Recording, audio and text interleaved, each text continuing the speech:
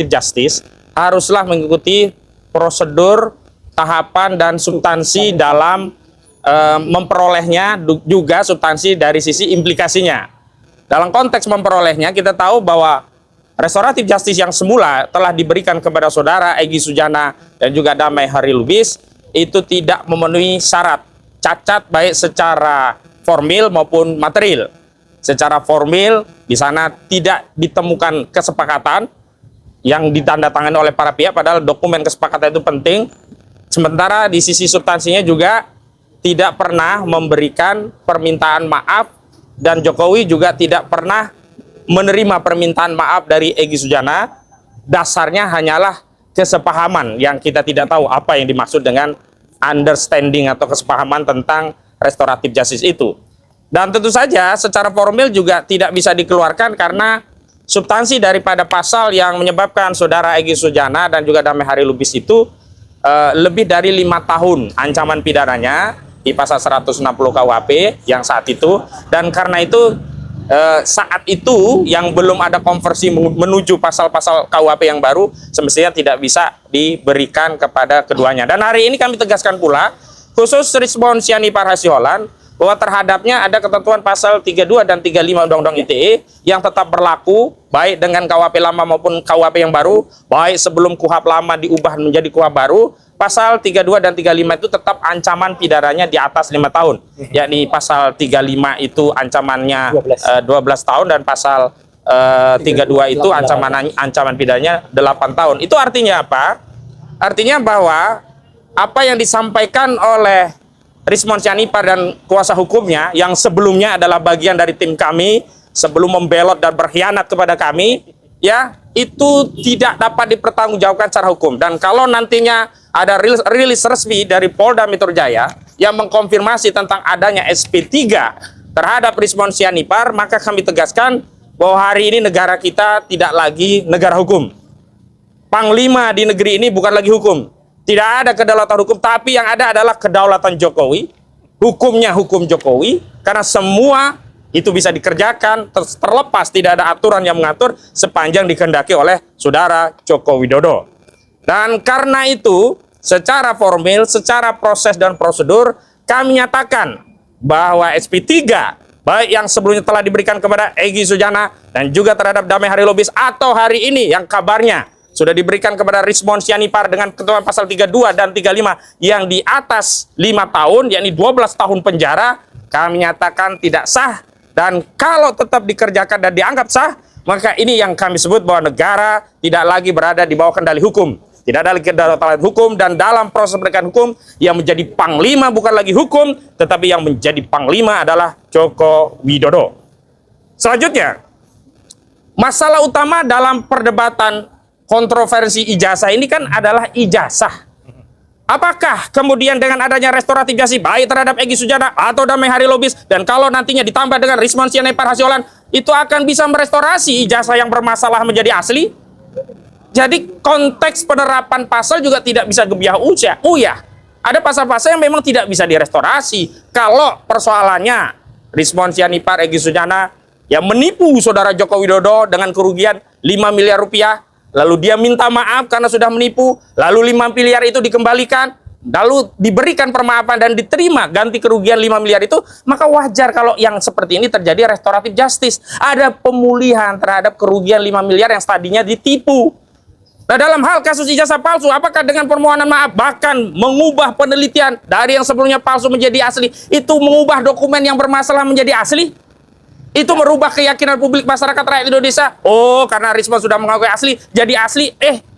Dengan atau tanpa penelitian Richmond Sianipar, memang ijazah ini bermasalah. Dan benar kata Pak Yusuf Kalla, setidaknya saudara Joko Widodo menunjukkan ijazahnya sehingga publik menjadi yakin bahwa keyakinan yang selama ini ijazah ini bermasalah memang benar-benar bermasalah.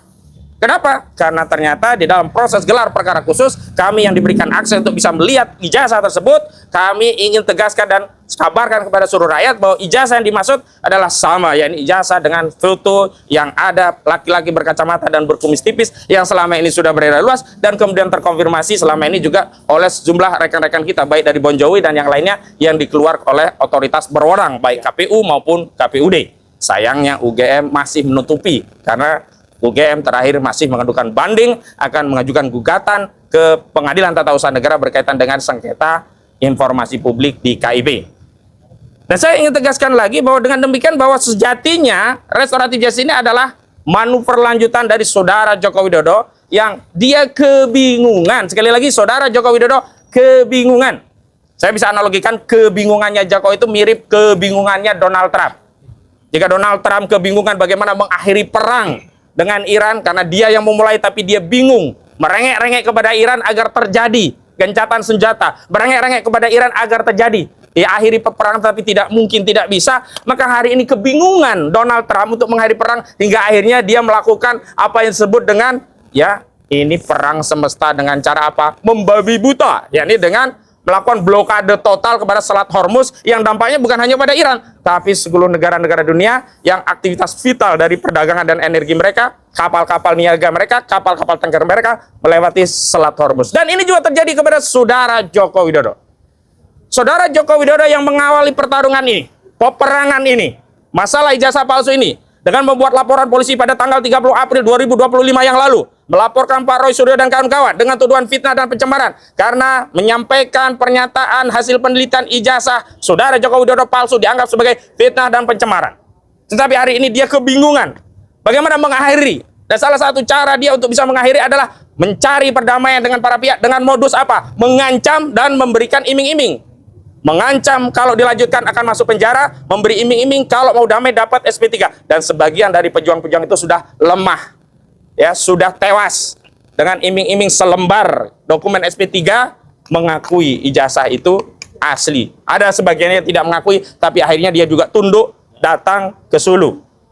Jadi sekali lagi kita jangan mau dibodoh-bodoh kepada seluruh rakyat, nggak bisa ini. Dan hari ini sebenarnya mengkonfirmasi kegalauan, ketakutan, kekhawatiran saudara Joko Widodo. Karena apa? Karena kalau sampai ke pengadilan, maka mau tidak mau, suka tidak suka, ijazah yang selama ini dia sembunyikan, selama ini dia tidak mau tunjukkan di pengadilan manapun, tidak dia tunjukkan di pengadilan Gusur, tidak dia tunjukkan ke pengadilan Bambang Tri, tidak pula dia tunjukkan pada pengadilan Surakarta yang digugat oleh Dr. Muhammad Taufik dan kawan-kawan, itu mau tidak mau terpaksa harus ditunjukkan di pengadilan. Kenapa? Dia akan termakan oleh adagiumnya. Siapa yang mendalilkan, dia harus membuktikan. Siapa yang menuduh, dia harus membuktikan. Karena Jokowi yang menuduh ada fitnah dan pencemaran, maka Jokowi harus membuktikan ijazahnya asli, sehingga ada unsur fitnah di sana. Dan Jokowi harus membawa ijazahnya ke pengadilan. Dan pertanyaannya, apa yang terjadi setelah ijazah itu ada dan dihadirkan di pengadilan? Maka keyakinan publik ini akan makin meluas bahwa ijazah tersebut palsu, karena ternyata barang yang selama ini disimpan, ditutup-tutupi, itu tidak jauh beda atau sama persis dengan apa yang sudah dilihat masyarakat yang ada di berbagai platform sosial media. Jadi kalau tidak bisa lanjut, ya harus ada hentikan. Tapi kalau dihentikan dengan cara mencabut, malu dong. Sama seperti Donald Trump, kalau tiba-tiba pulang, nggak lagi melanjutkan perang, malu kan kalau nggak ada alasan gitu loh. Tapi kalau dilanjutkan babak belur, Donald Trump pun begitu. Kalau dilanjutkan babak belur, harga BBM di Amerika dan komoditi barang di sana saja udah 2-3 kali lipat harganya. Sama juga Jokowi ini udah habis ya, kata Pak JK, kan kalau ngabisin pengacara bisa puluhan miliar. Ini udah habis banyak, tapi tidak menambah keyakinan publik atas keyakinan ijazah itu asli. Maka berulang kali saya sampaikan, saudara Joko Widodo keliru menempuh jalan panjang yang melelahkan kepada seluruh rakyat untuk meyakini ijazah yang asli dengan cara melaporkan warga negara ke polisi, memenjarakan anak bangsa yang pernah menjadi warga negara. Semestinya sejak awal dia menempuh jalan yang simpel seperti yang disampaikan oleh Pak JK, menunjukkan ijazahnya, mungkin sejak awal ini bisa berakhir. Tapi hari ini kenyataannya setelah kami akses di gelar perkara khusus tanggal 15 Desember 2025 yang lalu, maka meskipun menunjukkan di pengadilan, kami yakin ini tidak akan pernah selesai. Maka dia berusaha. Modusnya adalah menekan agar terjadi perdamaian, restoratif justice, sehingga dia akan berwibawa mencabut perkara karena ada perdamaian, semua restoratif justice, jadi demi persatuan, saya cabut laporan, seolah-olah demikian. Tapi karena ini tidak bisa, hanya mampu menarik Egy Sujana, Damai Hari Lubis, dan Rismond Sianipar, maka kemungkinan ini akan sulit untuk terrealisasi, maka dia akan berburu restoratif justice yang lain, dan ini terus terjadi. Kemudian selanjutnya, saudara Joko Widodo juga mempertimbangkan bahwa restoratif justice ini nggak akan laku. Sudah selesai hanya 3 ini saja. Maka dia berusaha melakukan apa yang kami sebut dengan ekstensifikasi masalah. ekstensifi kasus, memperlebar serangannya kemana-mana, sampai Pak JK dituduh membiayai. Sampai hari ini yang mempersalahkan video Pak JK saat ceramah di UGM adalah orang-orang yang dulu ada di kubu Jokowi. Jadi buzzer-buzzer Jokowi semuanya. Jadi negara kita menjadi rusak karena banyak buzzer itu di era Joko Widodo. Orang-orang dari PSI dan seterusnya. Jadi sekali lagi, jangan dikatakan oleh kubu Jokowi bahwa kita takut untuk sampai ke pengadilan. Justru kita tunggu-tunggu. Hari ini sampai setahun kasus ini nggak sampai ke pengadilan, itu adalah konfirmasi Joko Widodo yang ketakutan. Kenapa? Karena Joko Widodo masih berasumsi, berangan-angan, bahkan berhayal. Kalau dia melaporkan polisi Pak Roy, lalu Pak Roy langsung ketakutan, buru-buru datang ke Solo, nyembah-nyembah Jokowi. Nun ngapunten Pak Jokowi, agung sih samudra pangaresmi, kula nyuwun pangapunten, mohon maaf sekali, ijazah panjenengan asli. Ternyata itu tidak terjadi. Maka dilur-ulur nih permainan ini sampai 1 tahun. Tapi ingat, karena ini tidak terjadi, maka ekstensifikasi diharapkan terjadi eskalasi yang meluas, terjadi apa yang disebut dengan kegaduhan secara meluas, maka diharapkan akan ada intervensi kekuasaan melalui proses apa yang disebut dengan deponering, penghentian kasus atas kepentingan publik. Karena dengan deponering seolah-olah ijazah Jokowi sudah dibuktikan asli. Kenapa? Dalam konteks deponering berbeda dengan SP3. SP3 itu belum dibuktikan, belum P21. Deponering sudah ada bukti P21, tapi tidak dilanjutkan dengan alasan akan ada kegaduhan. Jadi demi kepentingan umum. Karena itu negara tidak boleh mengambil pilihan ini. Biarkan Jokowi melanjutkan. Biarkan Jokowi hadapi. Dan hari ini ternyata ketika kita mendapatkan banyak dokumen yang berkaitan dengan ijazah saudara Joko Widodo, makin mengkonfirmasi ijazah itu bermasalah. Sebab kalau ijazah itu asli, tentu UGM tidak perlu banding, tidak perlu ke Petun. Sampaikan saja kepada Bon Jovi, ini loh dokumen dulu diminta, ini foto yang saat wisuda, ini ijazahnya, ini skripsinya, ini saat pendaftarannya, bahkan ini bon saat Jokowi di kantin beli bakso tapi belum sempat bisa dibayar, ini bonnya misalnya kalau untuk meyakinkan. Kan untuk meyakinkan banyak cerita, sampai Jokowi sekarang kan dipanggil Jack. Halo Jack ya? Cerita-cerita ngarang ini kan dalam rangka untuk meyakinkan. Ya sudah, kasih saja kalau memang ada dokumen, tapi kami yakini itu tidak ada. Karena itulah UGM mengambil upaya hukum, melakukan banding melalui gugatan PT UN. Nah, karena itu terakhir, kami menegaskan meskipun ada putusan di Surakarta, saya tegaskan, kami tegaskan putusan itu tidak membuktikan ijazah Jokowi asli. Bahkan putusan itu mengkonfirmasi ijazah saudara Joko Widodo tidak pernah dihadirkan di persidangan. Putusannya itu hanya NO, yang dipersoalkan oleh hakim itu hanya syarat CLS-nya yang tidak terpenuhi, bukan materi gugatan yang tidak terbukti. Belum masuk kepada materi gugatan, hanya syarat CLS-nya. Dan ini masuk kategori eksepsi. Karena ada keberatan eksepsi dari tergugat, maka yang pertama diadili adalah eksepsinya. Ketika eksepsinya sudah diadili dan dikabulkan oleh hakim, maka tidak perlu lagi mengadili pokok perkara. Jadi status quo-nya sampai hari ini belum ada sidang yang mengadili ijazah saudara Joko Widodo. Satu-satunya adalah sidang pidana. Tapi kita lihat apakah Jokowi berani melanjutkan kasusnya. Dan saya tegaskan, Jokowi hari ini sedang ketakutan. Sedang mencari cara jalan keluar. Karena kalau sudah sampai ke persidangan, maka yang menjadi pendakwa bukan jaksa yang mendakwa Mas Roy Suryo, tapi seluruh rakyat yang akan mendakwa saudara Joko Widodo. Karena seluruh rakyat melihat langsung, oh ternyata foto ijazah itu sama seperti yang selama ini sudah beredar.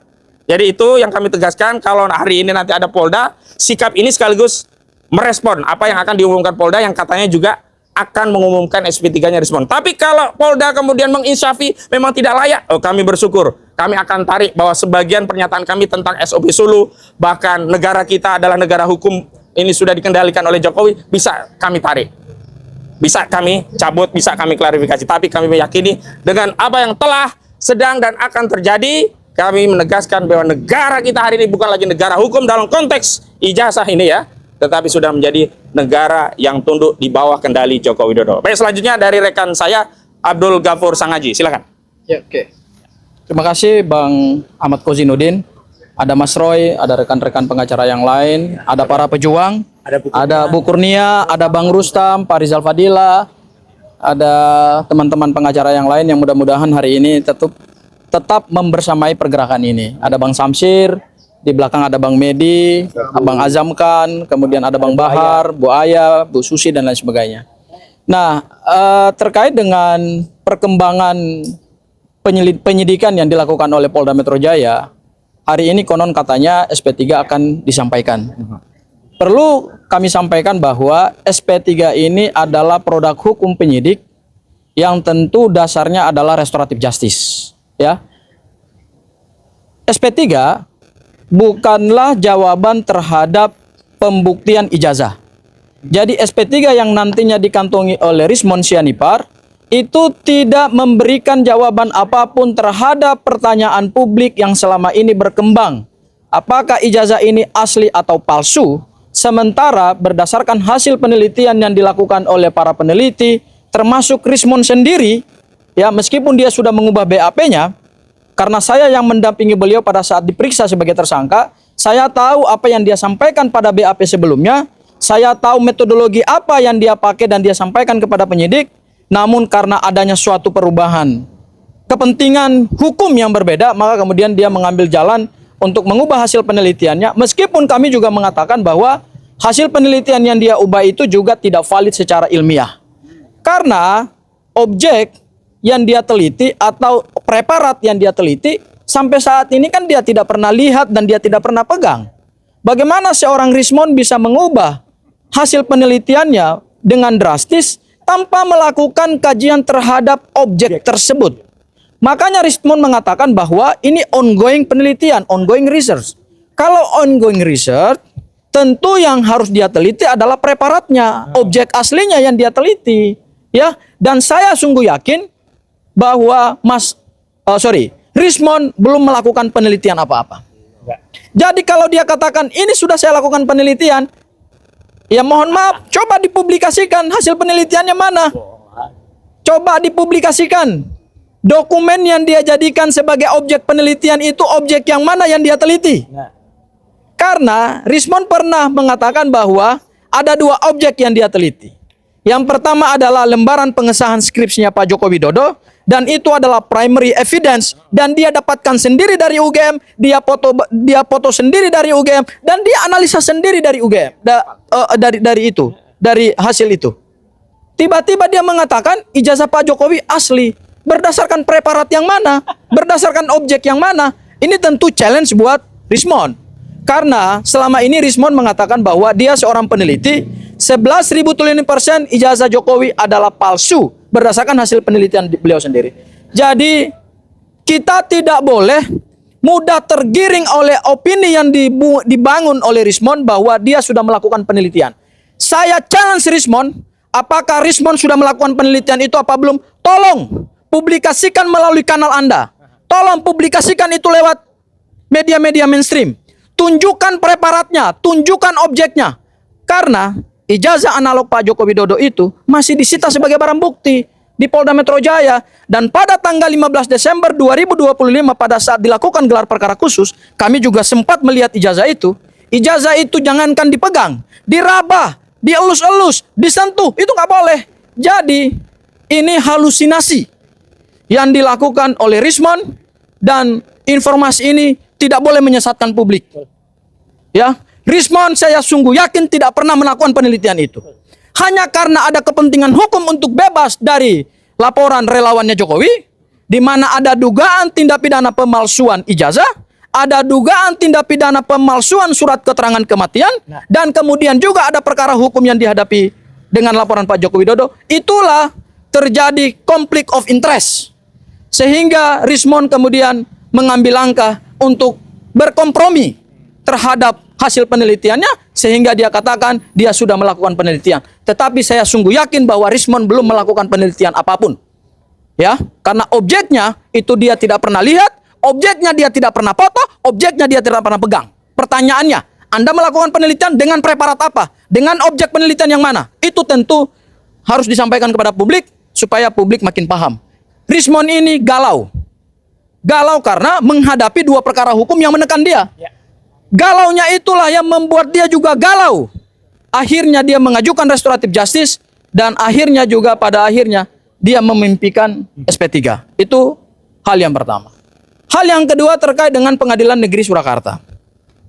Ini perlu saya sampaikan bahwa putusan Pengadilan Negeri Surakarta, sekali lagi saya tegaskan, dan itu Mas Roy izin, sudah saya analisa juga dalam channel Abdul Ghafur Sangaji YouTube. Bagus. Ya. Silakan follow. Ya, silakan follow, subscribe, ya, komen dan share, ya.